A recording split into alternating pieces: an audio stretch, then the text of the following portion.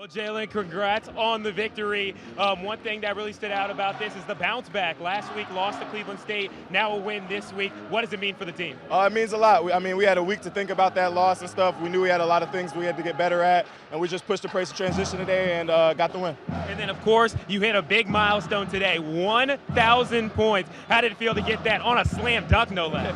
It felt good. Honestly, I didn't even know the dunk was the points that put it over the top, but somebody texted me right before the game and said, good luck on trying to get 1,000. And I said, appreciate it. I didn't even know it at that time, so it's pretty cool.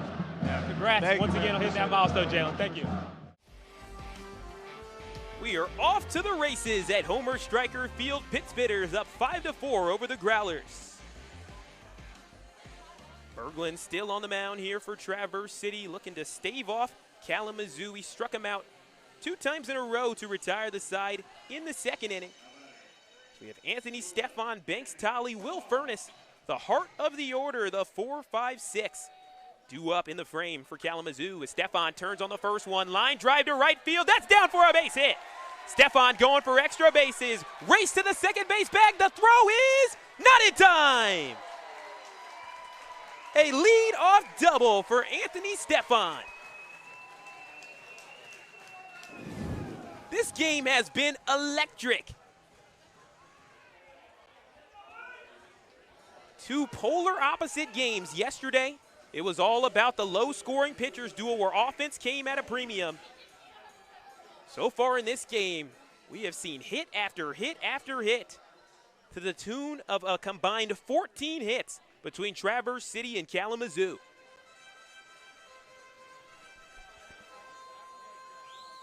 Speaking of players who know how to get hits, Banks Tolley leads the team on Kalamazoo in terms of home runs, 10 of them.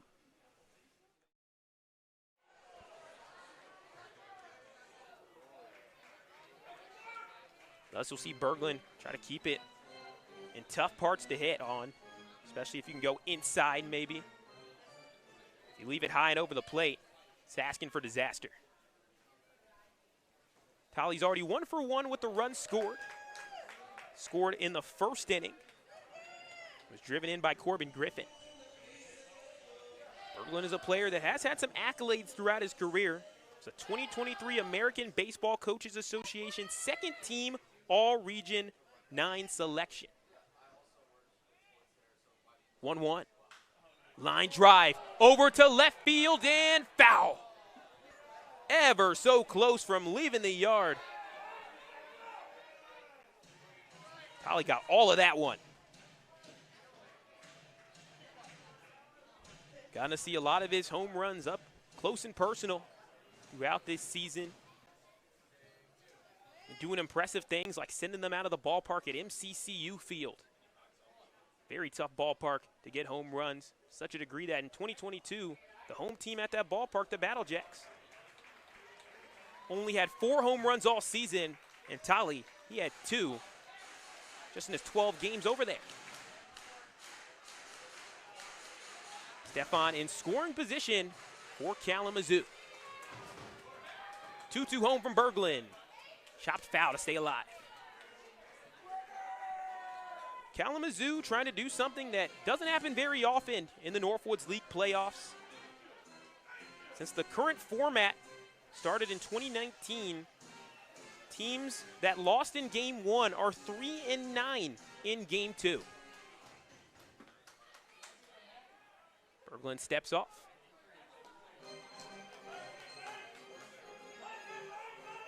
The only wins from teams that lost in Game 1, the Kokomo Jackrabbits beat Traverse City in 2021. Here comes the pitch, and there's a fly ball over to left field, and you can forget about this one.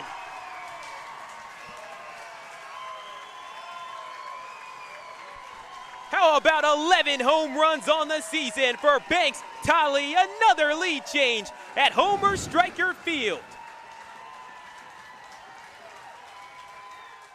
Cats trying to punch their ticket to the MAC tournament for the 3rd season in a row. They come in with a 9-5 record in conference. If things were to end today, it would be Ohio as the 4th seed matching up against Toledo, who has the same record as the Bobcats at 9-5 in conference play as their first round matchup. But still, plenty of time left to go in the year.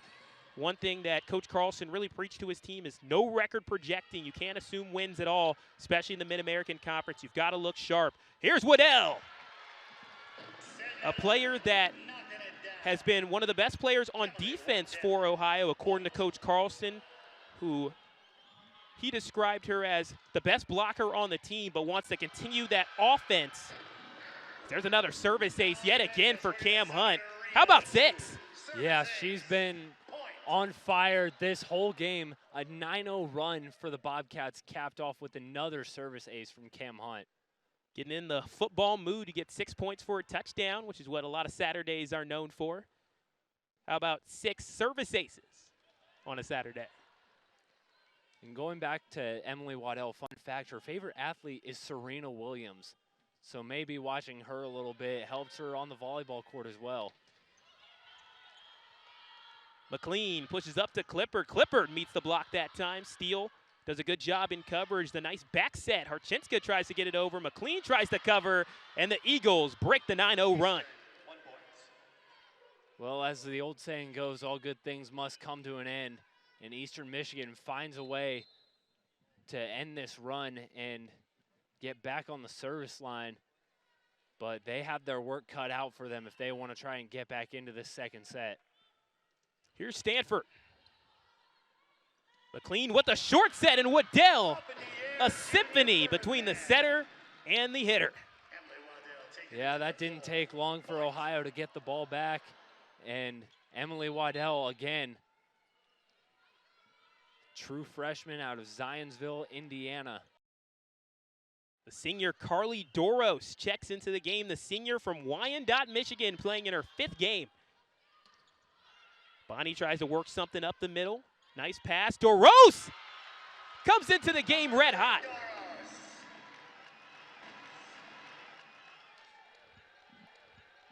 It's what you love to see on senior day. The senior comes off the bench and continues to make plays. Yeah, she started off her career as Basham with a nice answer for Eastern Michigan, but she started off her career at South Alabama in 2020, then moved over to Louisiana Tech in 2021, and then has joined the Bobcats in 2022. Most time that she got to play was 28 matches for the Louisiana Tech Bulldogs. Doros skies in the air. Hannah Howard, like a superhero, picks up the pancake, and the rally stays alive. Clippard, Howard, keeping the ball up. How about her play from libero? They go back to Doros, the misfire. And how about that defensive effort from Hannah Howard? There's a reason why she's got the libero jersey on today. Well, I think the point here for Eastern Michigan should go to Hannah Howard. This was made possible by her effort defensively. 6 digs on the matchup for Hannah Howard, leading the way for the Eagles. Steele puts one up, a nice high set to Caroline Clippard. Howard tries to dive. There it is again for Clippard. She's now at double digits, 10 kills on the match on 24 total attempts for a .375 attack percentage with no errors for Caroline Clippard, the junior from Cincinnati, Ohio. Here's set point for the Cats. Howard puts it up, and Eastern's out of system, and that means Ohio's in system. They go to the back row. The slide from O'Farrell, and Howard with a nice save, but the Bobcats reload, and the setter dump from the senior, Tria McLean, ices set number 2. Call it a cherry on top. Bobcats up 2-0 as we go into the 3rd set.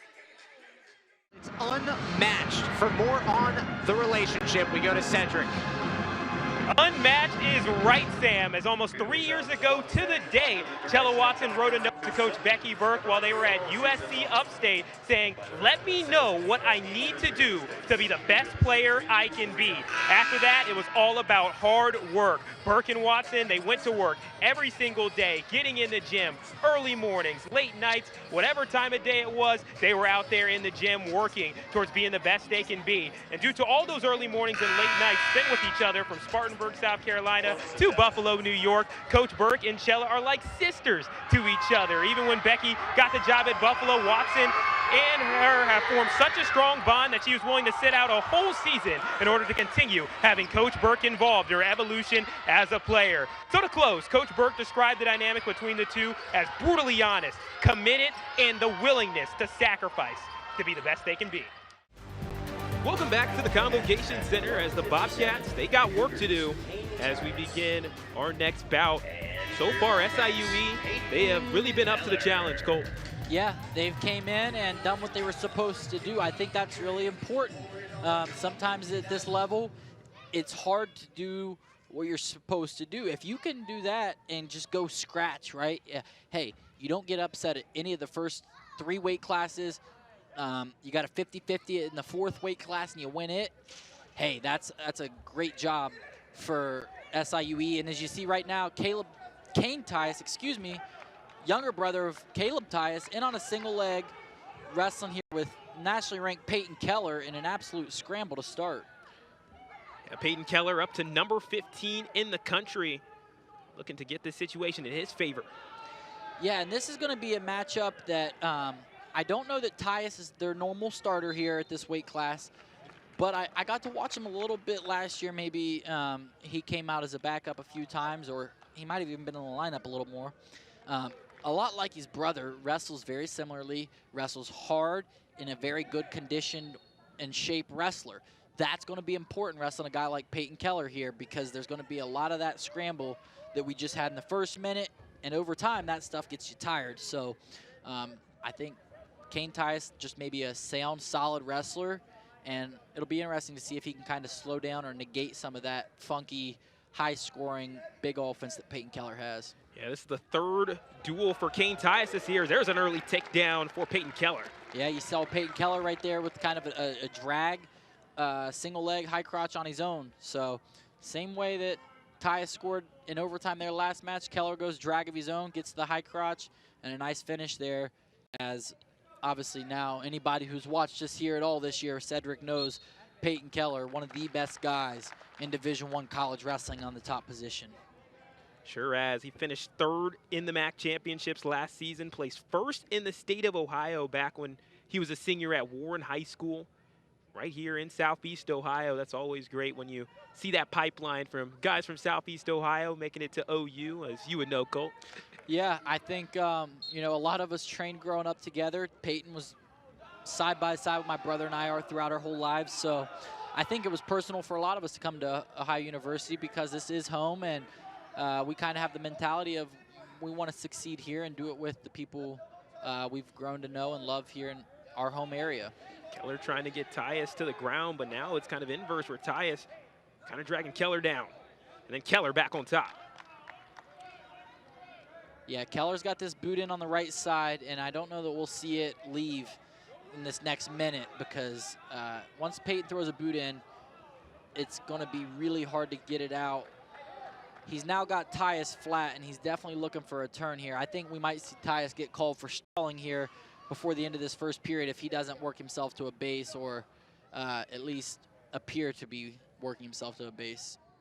And with 38 seconds left to go in this opening period, Kane Tyus filling in for Brock Woodcock, who's usually the usual starter at 157 for SIUE. He's 12-5 on the season. Tyus sitting at 7-9.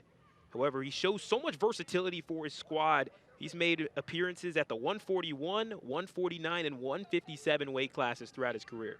Yeah, you know, I think that says a lot about a guy, Sedric. If you look at the Bobcats' 165-pounder, Garrett Thompson, he did the same thing. Ohio State's got a guy at 157 right now, Isaiah Wilcox, who did the same thing for Ohio State. He wrestled 2, 3, 4 weight classes as a backup. He wrestled out in duels a lot at weight classes that were never his, because you become a guy that, hey, you go when coach needs you, where coach needs you.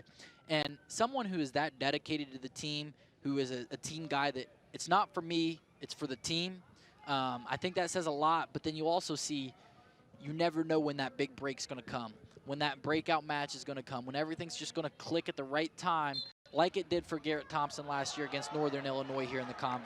And maybe you set everything on fire. And as we say that, Peyton reversal and a chance for a pin, and Keller with the stellar performance for the Bobcats. That's huge points for Ohio.